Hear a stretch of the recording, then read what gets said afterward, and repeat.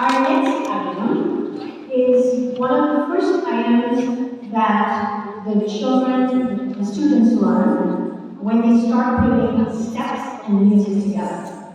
So I have a lot of adult students, and a lot of people are like, oh my god, I'm too old, I can't do this. Please.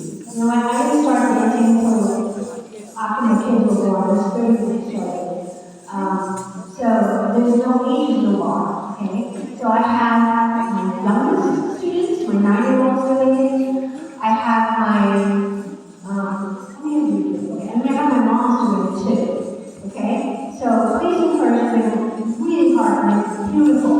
But this is also a testament to it doesn't matter how old you are, if you love the art form, you can do everything. You'll also notice different costumes. My youngest kids are wearing a skirt top, which is a very traditional South Indian outfit, and that's what most young girls wear.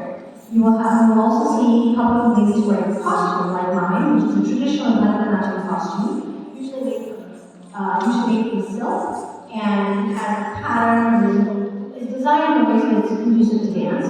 And then you'll also see a couple of ladies wearing a sari, but it is worn in a costume style. So it's different ways of doing the same thing, but they all look beautiful, and I hope you enjoy.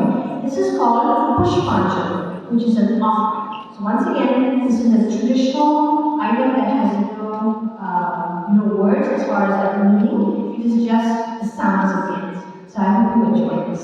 Tali Kajal, performed by my youngest and my adult students.